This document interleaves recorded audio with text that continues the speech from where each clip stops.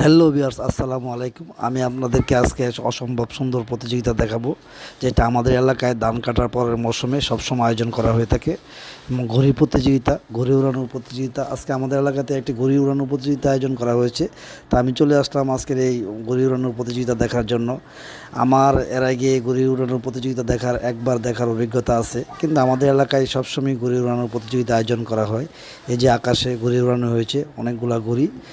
তো আরও অনেক ঘুড়ি আকাশে ছিল, ওইগুলা কিছু পরিমাপ করা হয়েছে, আর কিছু আকাশে আজকে প্রচুর বাতাস থাকার কারণে অনেক ঘুড়ি ছিঁড়ে চলে গেছে। এই যে এখানে ঘুড়ির পরিমাপ করা হয়, কার ঘুড়ি কতটুকু উপরে আছে। তো আমি আপনাদেরকে এখন দেখাবো ঘুড়ি কিভাবে পরিমাপ করা হয়, যে কার ঘুড়ি।